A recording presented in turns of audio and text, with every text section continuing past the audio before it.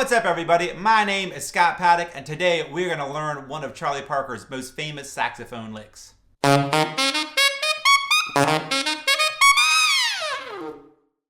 This Charlie Parker lick can be heard in tons of his solos and is a well-recognized part of the jazz language, so today we're going to break it down so that you'll be able to play it in different keys. Before we get started, this is my first tutorial doing a jazz lick, so if you'd like me to do more of these, hit me with a thumbs up, subscribe to my channel, and leave me some comments of other saxophone licks that you'd like me to teach. Okay, so let's get started. I'll write the lick down below in the original key, which is D on the alto sax. If you are a C instrument, a concert instrument, that would be F, and if you are a B flat instrument, that would be G, but I'm gonna write it in the key of the alto saxophone since that's what Charlie Parker is playing it on. Okay, here's what the lick sounds like. A little bit slower.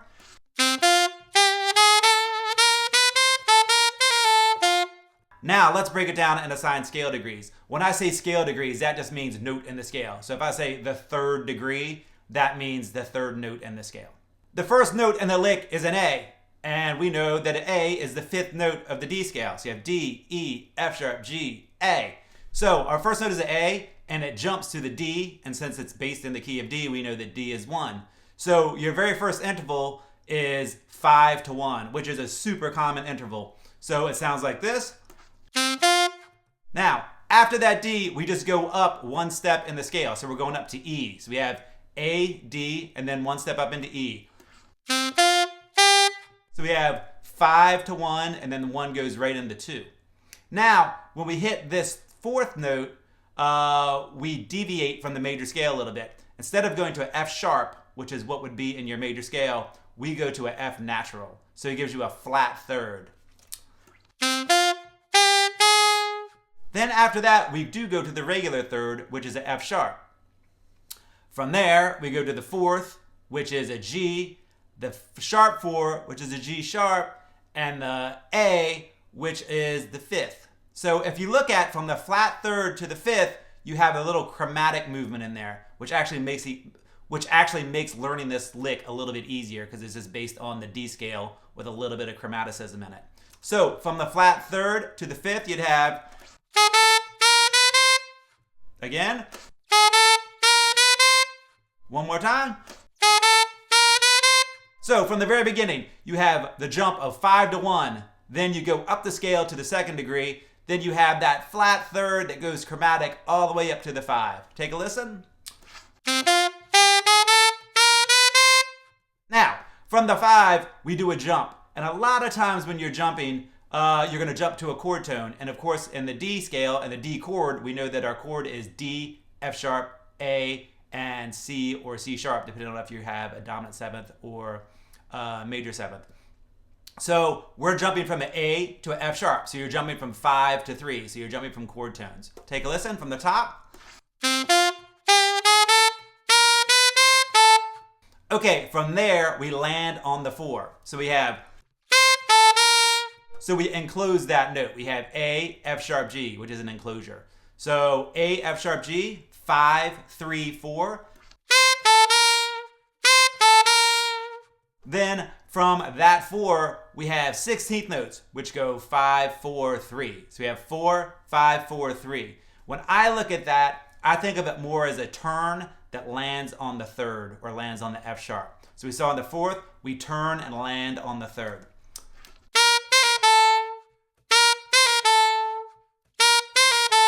You hear that turn? So it's an enclosure into a turn.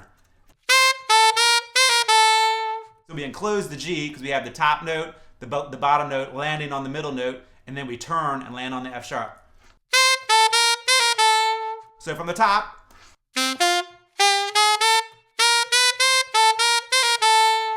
and then finally, we just land on the root, which is a D.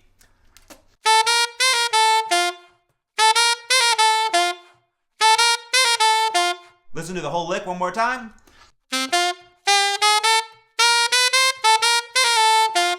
And that is the lick broken down into scale degrees. Okay, so why didn't we just learn this lick by note names? Why did we break it down into scale degrees?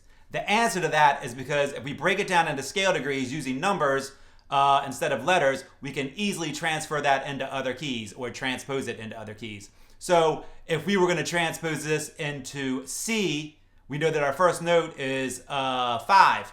So what is the fifth note of the C scale? C, D, E, F, G. So we know our first note is going to be G, and the 5 jumps to 1, so it's G to C.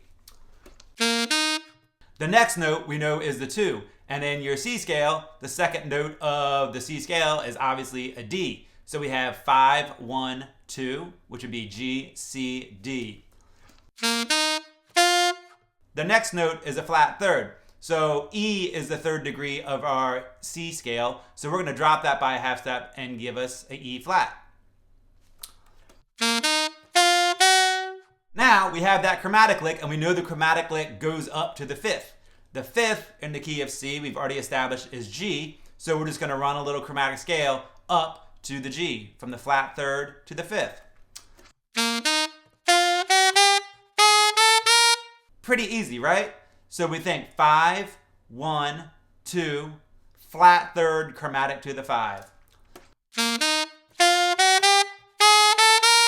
Now we know from the 5 we enclose the 4. So our 5 is G, our third is E, and our fourth is F.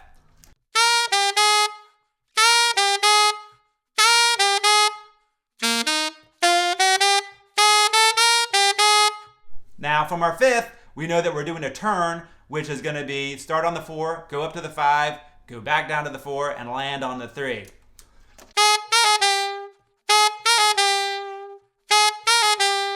So that'd be F, G, F, E. And then we just land on our 1. So by using these scale degrees, it makes transposing this lick, or any lick for that matter, into other keys really easy, because instead of the letters, we're going to think of it by numbers.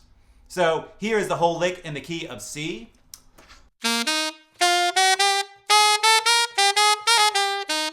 Now, if you wanted to do it in G, we would do the exact same thing. We would think about what is the fifth note of our G scale. So we have G, A, B, C, D. So we know that we're going to start on D. Then we go to the 1, which of course are in the key of G, so that would be G. Then the 2 of G is A. Then the flat 3 of G is B flat. Then we go chromatic up to the 5. Then we go chromatic up to the 5, which we've already established is D. And so on and so forth. So you can use this technique to transpose this lick into any key that you want to play it in. Now that we know the lick and we know how to transpose it into other keys, what chord should we play this lick over? This one fits over 2 chords. It fits over a dominant 7th chord or a major 7th chord. So if we were playing this in the original key of D, you would see it played over either a D7 chord or a D major 7th chord. Why does it fit either? Because this lick doesn't have a 7th in it, so it doesn't matter if you play a C sharp or a C natural. And why is that not minor, since it has a lower third? Because the lower third is acting like a pass-through note. It's not a functioning note. It's just a pass-through note and part of that chromatic scale. Okay, so now that you've learned the lick and you know how to transpose it into different keys, what key should you learn it in? That answer depends on what your playing ability is. So if you're an intermediate player, I would recommend starting off in C, G, D, A, and F, because those are going to be your most common keys. If you're a little bit more advanced, you're in between intermediate and advanced, then I would do 4 sharps and 4 flats. And finally, if you're an advanced player, go ahead and do it in all 12 keys. I've been asked several times in the comment section of YouTube if I give Skype lessons, and the answer is yes. If you're interested in setting up some lessons with me, go to my website, which is my name, scottpaddock.com. Again, scottpaddock.com. And you can send me a message there, and I'll send you all the details. Thanks for taking the time to check this video out. I hope you found it useful, and if you did, I'd really appreciate it if you would subscribe to my channel, give me a thumbs up, and share it with your friends. Thanks a lot.